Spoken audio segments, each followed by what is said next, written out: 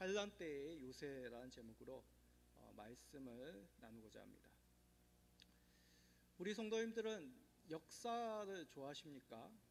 학창 시절 때 역사 공부를 즐겨 하셨습니까? 역사 교육, 왜 나라마다 그렇게 신경을 쓰고 또 강조를 하는지, 이웃 나라들의 역사에 대해서 우리가 관심 있게 지켜보고 있습니다. 왜냐하면 단지 한 나라의 역사가 아니라 서로 간에 영향을 받고, 또한 우리를 어떻게 여기는지, 또한 상대방을 어떻게 여기는지 그 역사 교육 가운데 담겨져 있기 때문에 그렇습니다. 또한 과거의 역사를 통해서 현재 사람들이 어떠한 생각으로 살아가고 있는지를 엿볼 수 있기 때문에 이 역사 교육은 현재만이 아니라 바로 과거를 살필 수 있는 그런 거울의 역할을 합니다. 물론 거울에 비치는 형상은 실제적인 형상이 아닙니다. 그렇죠? 거울에 있는 것을 이렇게 만지면 살이 만져지고, 거울에 있는 것을 만지면 정말 그 물건이 만져지는 것은 아닙니다. 그러나 그 속에 있는 그대로 모습이 비춰지게 되는 것이죠. 역사도 같은 의미입니다.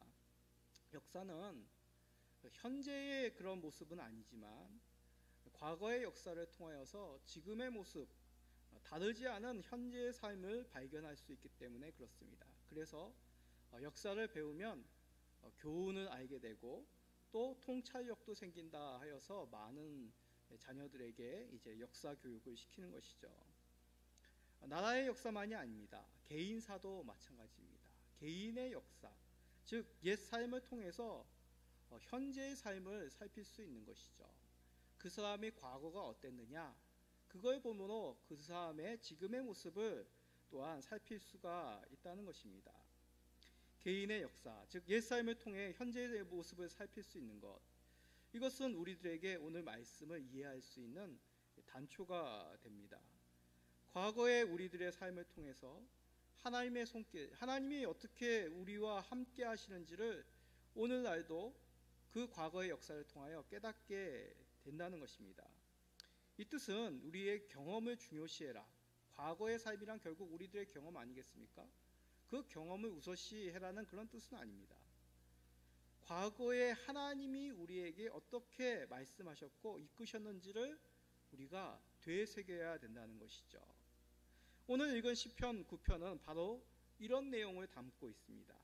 자, 우리가 지난 시간에 시편 8편을 살펴보았습니다. 시편 8편 속에서는 하나님께서 자연 만물을 창조하시고 다스리는 가운데 우리의 자리를 새겼습니다. 참으로 우리를 천사보다, 하나님보다 조금 못하게 창조하신 그 하나님의 영광을 우리가 자연 만물의 다스림 속에서 깨닫게 되는 것이죠. 그러므로 하나님께 온전한 경배와 영광을 돌릴 수 있다고 시편 8편 통하여 배웠습니다. 이 시편 9편은 이제 자연 만물이 아니라 과거에 하나님이 그 역사 속에서 어떻게 우리를 건져주셨는지를 말씀하고 있다는 것입니다. 과거의 삶 속에서 우리들을 악으로부터, 그 악인들로부터 건져주신 그 하나님을 기억함으로 지금 오늘날도 여전히 우리를 지켜주시고 보호하신 그 하나님을 의지하여야 됩니다는 것을 이 시편 9편을 통해서 말씀하고 있는 것이죠. 그러기에 시편 9편을 통해 우리도 의의 길을 갈 수 있는 그러한 좋은 교훈을 얻게 되는 것입니다. 자, 이제 구체적으로 시편 9편을 살펴봅시다. 먼저 5절입니다. 5절을 다 같이 읽어봅시다. 이방 나라들을 책망하시고 악인을 멸하시며 그들의 이름을 영원히 지우셨나이다. 예. 이 당시 이 주변 나라들, 그 주변 나라들은 그냥 이스라엘의 이웃이었다는 것이 아니라 바로 하나님을 믿지 않는, 하나님을 대적하는, 하나님을 섬기지 않고 우상을 섬기는 그런 악인의 그런 대표이죠. 이들은 하나님을 신뢰하는 것이 아니라 자신들의 군사력, 또 자신들이 섬기는 그런 신들을 섬겨나가며 하나님의 백성이 이스라엘을 괴롭혔습니다. 그래서 그들이 군사를 모아서 시시때때로 이스라엘을 침략하여 백성들을 포로로 잡아가고 또 하나님이 정하신 그 약속의 땅을 자신들의 땅으로 취하는 그런 이스라엘의 역사를 보게 됩니다. 그러나 하나님은 그들을 책망하시고 무릎을 꿇게 하셨습니다. 그런데도 이 이방 나라가 회개하며 하나님을 믿었습니까? 그렇지 않은 것이죠. 더 악한 모습으로 더 많은 군대와 최신식의 무기를 들고 이스라엘을 침공하였습니다. 자, 그런데 이런 모습은 나라와 나라, 이스라엘의 주변의 민족들에게만 있겠습니까? 하나님을 믿는 선한 사람, 이 시편 9편에서는 그 사람이 바로 다윗이 되겠죠. 이 시편 9편은 바로 다윗의 시입니다. 그러시기에 다윗과 같이 하나님을 성실히 믿는 이 의인을 공격하고 그를 괴롭히는 것, 바로 악인들, 하나님을 믿지 않는 그 악인들의 모습이라 할 수 있습니다. 다윗의 삶이 그러지 않았습니까? 다윗은 정말로 하나님 앞에 마음이 합한 신실한 사람이었습니다. 그러나 그의 인생을 보면 늘 대적자로부터 공격을 받은 것이죠. 그의 삶은 처음부터 전쟁과 도망자 생활의 연속이었습니다. 생각해 보십시오. 젊은 시절 그가 처음 이 역사의 주인공으로 등장하게 된 사건이 무엇입니까? 바로 골리앗. 그 골리앗과의 전투 속에서 이스라엘의 중심적인 인물로 등장하게 됩니다. 그 후부터는 바로 사울 왕의 시기로 말미암아 쫓김을 당하는 그런 도망자의 생활을 하게 된 것이죠. 왕이 된 후에는 평안함을 누렸습니까? 아닙니다. 이방 나라와 끊임없는 전쟁 속에서 여러 번 죽을 골비를 넘기기도 하였고, 더 나아가 자신의 아들에게까지 배신을 당하며 피비린내 나는 전쟁을 치러야 했던 것이 이 다윗의 인생 아니었습니까? 어떻게 보면 상처뿐인 영광이었고 끊임없는 전쟁의 연속인 삶이 다윗의 삶이 아니었습니까? 자, 이런 삶을 살았다면, 내가 만약에 이런 삶을 살았다면 우리는 참 하나님 앞에서 평안한 삶을, 하나님 앞에서 성공적인 삶을 살았습니다 라고 고백할 수 있겠습니까? 상식적으로 생각하면 참 나의 인생은 고난의 연속이었고 전쟁의 연속이었습니다 라고 그렇게 고백할 수밖에 없었습니다. 상식적으로 보면 불행한 망하는 인생이었던 것이죠. 그런데 다윗은 인생을 돌아보니 망한 것이 아니라 오히려 다윗을 공격하였던 이방 나라들과 악인들을 하나님이 망하게 하셨다라고 그렇게 자신은 인생을 돌아보게 된 것이죠. 왜냐하면 하나님께서 이 악인들을, 이 이방 나라들을 책망하시고 심판하셨기 때문에 그렇습니다. 다시 말해 다윗 인생이 하나님이 살아계시다는 증거가 된 것이죠. 우리가 시편을 가까이 해야 되는 이유가 여기에 있는 것입니다. 단지 듣기 좋은 시가 아니라 그 신앙이 담겨 있기 때문에 우리는 이 시편을 읽음을 통하여 우리들에게 귀한 교훈이 되는 것이죠. 시편 말씀을 가까이 할 때마다 우리는 악이 가득한 세상 속에서 어떻게 두렵지 않게 살아갈 수 있는지를, 그 비결을 알게 된다는 것입니다. 세상의 일들을 보면 악인이 승리할 것 같습니다. 그들과 같이 함께하지 않으면 우리는 조금 있으면 먼지와 같이 사라질 그런 망하는 인생이 될 것 같습니다. 그런데 하나님의 말씀, 이 시편을 읽고 가까이 하고 나의 마음에 새기면 결국 그 말씀 속에서 망하는 것은 의인의 길을 가는 자들이 아니라 바로 하나님을 대적하며 믿음 없이 살아가는 그 악인들이 결국 하나님 앞에 망하게 됨을 보게 된다는 것이죠. 하나님을 의지 않고 다른 무엇인가를 의지하는 자들은 이 말씀처럼 지우시고 이 땅 가운데 사라지게 하십니다. 그러기에 우리는 다윗과 같이 그 고난 속에서도 도우시는 하나님을 의지할 수 있습니다. 그래서 다윗은 9절 10절과 같이 고백합니다. 자, 9절 10절 우리 다 같이 읽어봅시다. 여호와는 압제를 당하는 자의 요새이시요 환난 때의 요새이시로다.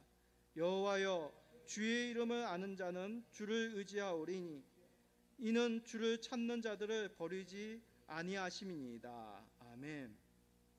세상 가운데 의인들은 연약할 따름입니다. 왜냐하면 의인들은 소수이죠. 반대로 악인들은 다수입니다. 그래서 시편을 보면 악인은 늘 악인들이라고 복수로 나오고 의인은 의인이라고 단수로 나옵니다. 다수인 그 악인들의 목소리가 크겠습니까? 소수인 이 의인들의 목소리가 크겠습니까? 세상에 뭐 그런 말이 있지 않습니까? 목소리가 크면 이긴다. 그러기에 세상의 논리로 따진다면 의인들은 질 수밖에 없습니다. 악인들이 다수이고 그들의 힘이, 그들의 권세가 이 땅 가운데 크기 때문에 의인들은 악인들 앞에서 정말 연약하고 볼품없는 것이죠. 또한 의인들은 악인들에게 대적할 수 없기 때문에 참으로 연약합니다. 왜 악인들에게 원수를 갚지 않나요? 예수님께서 왜 원수들에게 그 악을 갚으라고 말씀하지 않은 것일까요? 그것은 바로 우리가 의인이기 때문에, 하나님이 의인을 기뻐하시고 찾으시는 하나님을 우리가 믿고 신뢰하기 때문에 그들의 길을 가지 않는 것이죠.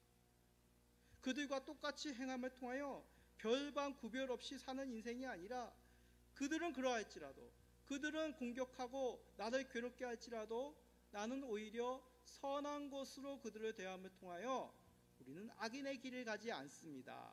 의인의 길을 가는 하나님의 백성이라는 것을 증거해야 되는 삶을 살아가는 것이죠. 그러기에 아무리 생각하고 돌아보고 또한 우리 나름대로 여러 가지 방법을 궁리해도 우리는 이 땅 가운데서 악인을 결코 우리의 힘으로는 이길 수가 없습니다. 그래서 성경 속에서는 의인들에게 이렇게 말씀하시는 것이죠. 자, 유명한 그 히브리서 11장 36절 37절 말씀입니다. 자, 앞에 있습니다. 한번 우리 다 같이 읽어봅시다.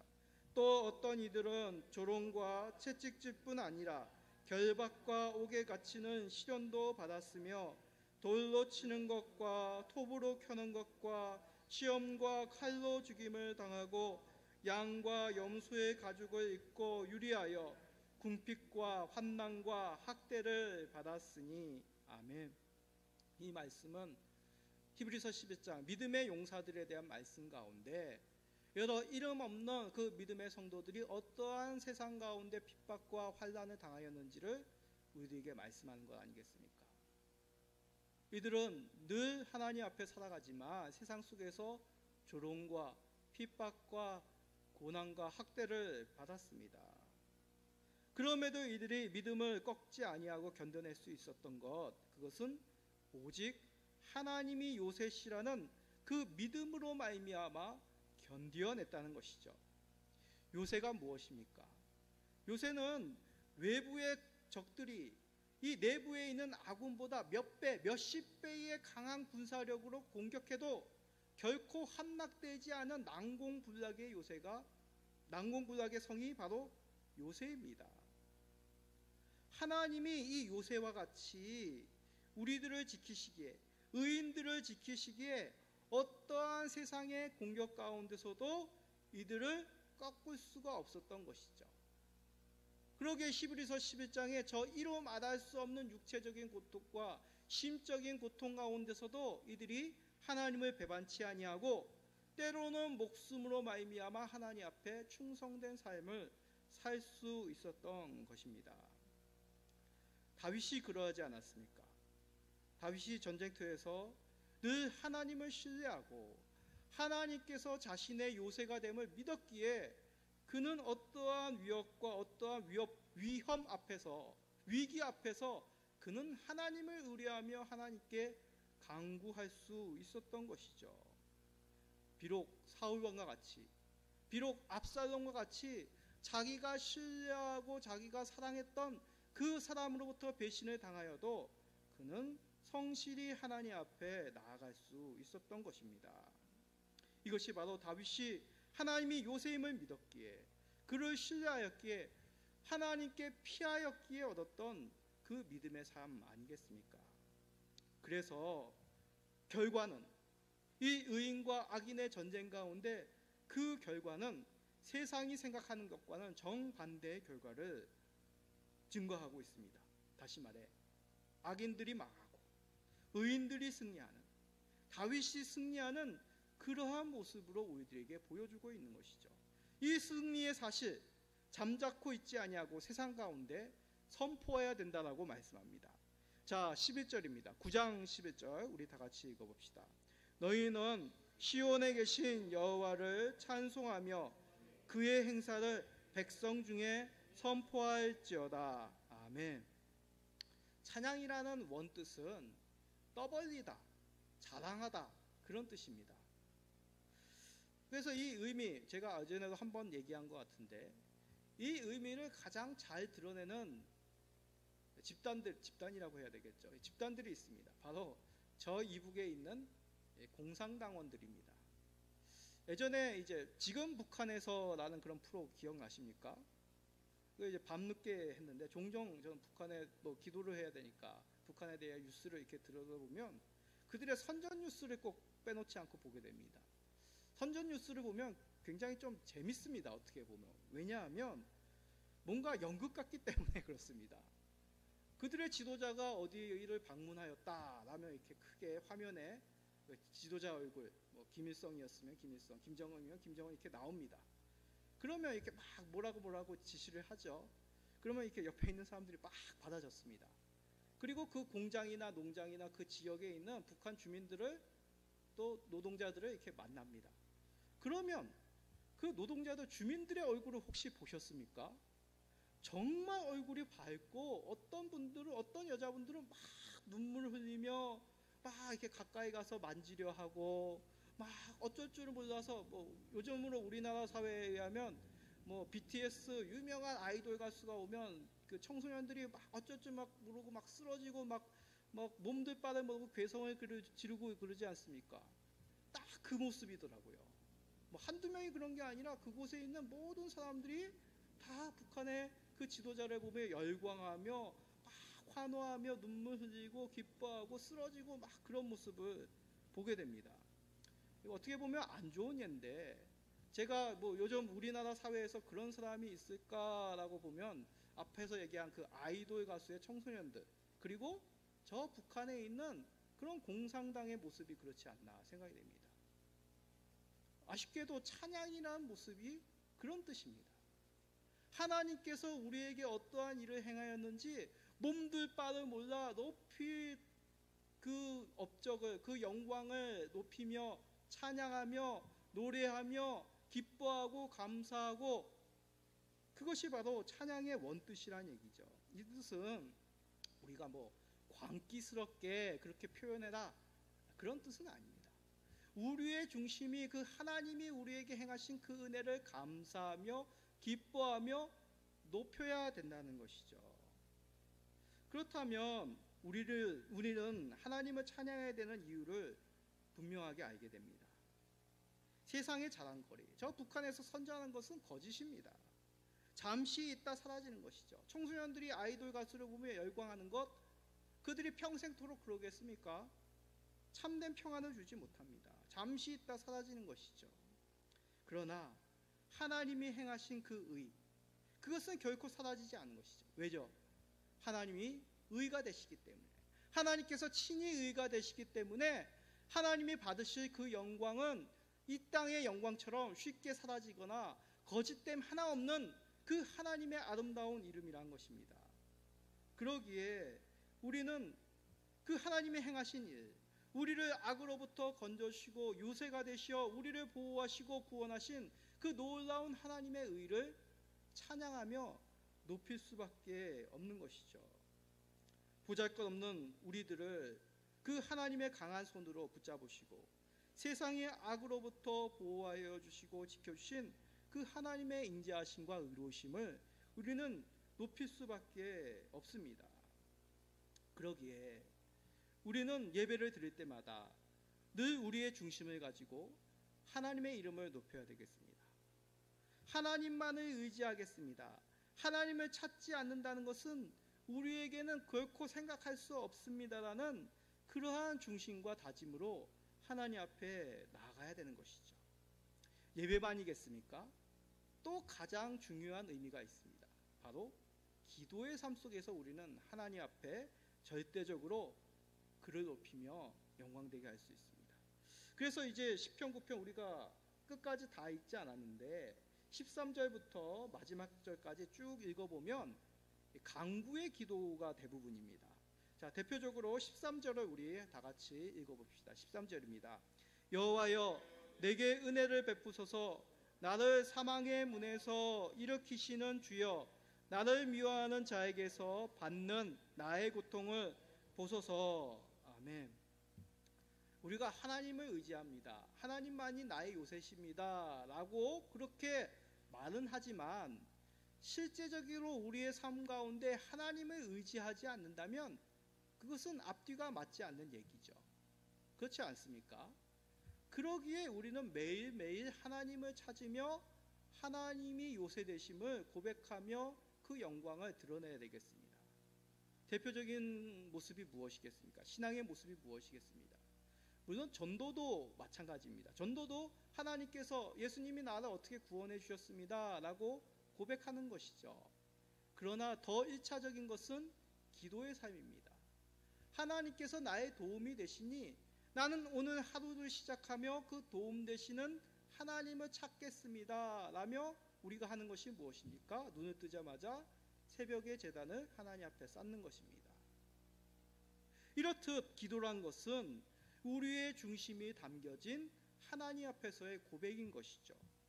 그러기에 하나님이 나의 요새시요 우리의 승리자가 되심을 믿는다면 우리는 날마다 더욱 하나님을 의지하며 그에게 간구할 수 있는 그 영광을 누리게 된다는 것입니다. 특별히 이 시편 9편은 표제를 보시면, 표제를 한번 보십시오. 다윗의 시 인도자를 따라 문납변에 맞춘 노래라고 적혀 있습니다. 조그만 글씨로 적혀 있죠. 여기서 살펴볼 것은 인도자를 따라랍니다. 인도자를 따라. 인도자를 따라라는 건 뭘까요? 지휘자를 따라. 예전 성경에는 지휘자를 따라라고 이렇게 되어 있습니다. 다시 말해 찬양대의 지휘자죠. 찬양대의 지휘자로 말미암아 이 시편 9편을 어떤 문납벳이라고 하는 어떤 리듬에 맞추어서 낭독했다. 그건 무슨 의미겠습니까? 오늘날로 따진다면 지휘자에 따라 찬양을 한 것이죠. 예배 가운데. 다시 말해 이 시편 9편은 학자들이 볼 때 아마도 하나님 앞에 제사 드릴 때, 예배 드릴 때 불렀던 그 찬양의 시가 아닐까라고 얘기합니다. 그러면 무슨 의미겠습니까? 찬양은 곧 기도요, 기도는 곧 찬양이라는 의미가 된다는 얘기죠. 그러기에 우리가 반주에 맞춰서 피아노에 맞춰서 노래를 하는 것이 아니라 하나님 앞에 우리의 중심을 담아 간구하며 그의 행하신 일들을 높이 영광되게 선포하고 있기에 우리는 더욱 힘을 내서 찬양할 수 있는 것입니다. 참 우리가 이런 말씀 가운데 오늘을 다시 한번 돌아보게 됩니다. 서두에서 말씀드렸듯이 이 시편 9편은 8편이 자연 만물을 통하여 하나님의 영광을 드높였다면 시편 9편은 과거의 역사, 하나님께서 다윗을 어떻게 건져주셨는지 그 역사를 통하여 하나님께 영광 돌리고 있다고 하였습니다. 그러면 그 역사를 통하여 오늘날 우리들을 살필 수 있는 것이죠. 오늘날 어떻습니까? 저는 최근에 뉴스를 보면 정말 깜짝깜짝 많이 놀랍니다. 2월 달에는 이렇게 이단이 우리 주변에 있었는가? 마치 바이러스 같더군요. 바이러스는 어떻습니까? 눈에 보이지 않습니다. 있는지 없는지 모릅니다. 근데 어느새 우리 곁에 와서 사람들의 건강을 해칩니다. 이단이 그렇지 않습니까? 있는지 없는지 모릅니다. 근데 어느새 우리 곁에 와서 교회와 성도들을 핍박하고 진리를 거스리고 있었습니다. 그런데 이제 5월달 되니까 어떤 일이 일어났습니까? 청년들이 하나님이 창조하신 그 아름다운 형상이 파괴되어서 자신의 정체성을 잃고 오로지 쾌락을 쫓아 살다가 그렇게 질병에 걸리는 대다수의 젊은이들이 그곳에, 많은 수의 젊은이들이 그곳에 가서 병에 걸리는 그러한 쾌락을 쫓고 있는 삶을 보고 저는 정말 그렇다, 세상이 악해진다는 것은 젊은인 저도 뭐 알고는 있었지만 이렇게 심각한 줄은 꿈에도 몰랐습니다. 이런 세상 속에서 우리는 어떠한 모습으로 살아가야 되겠습니까? 점점 가면 갈수록 우리 자녀들이 이제 저희들의 나이가 되면 반대가 될 것 같습니다. 하나님의 형상대로 그 아름답게 인생을 살아가고 있는 자들은 오늘 말씀처럼 극히 극소수가 되고, 대다수의 악인, 하나님을 거스르며 하나님께 진노를 사야 될 그런 삶을 살아가는 자들은 대다수로 살아가지 않을까, 그렇게 추측해 봅니다. 그럴 때 오늘 이 시편 9편 말씀 우리들에게 힘과 위로가 됩니다. 소수인 의인이 이 땅 가운데선 피눈물밖에 날 수 없으며 어떠한 세상의 것으로부터 위로를 받지 못하지만 결국 우리의 요새 되신 하나님으로 말미암아 그 악인들의 공격으로부터 승리할 것임을 우리는 이 시편 9편의 말씀을 가지고 약속과 증거와 그 말씀으로 하나님 앞에 영광 돌릴 수 있다는 것입니다. 우리 성도님들, 점점 시대가 악하여져 가고 있습니다. 악인들은 우리를 괴롭히며 우리의 믿음을 빼앗으려고 할 것입니다. 그럴 때일수록 이 시편의 9편의 다윗의 모습과 같이 우리의 과거 가운데 어떻게 건져주셨는지를 그것을 똑똑히 기억하고 잊어버리지 않고 날마다 기도의 제단 가운데 그 하나님 앞에 감사 찬양하심으로 더욱 하나님이 주시는 평강 되시는 그 요새 되시는 하나님의 보호하심을 마음껏 누리시기를 예수 그리스도의 이름으로 간절히 소원드립니다. 아멘.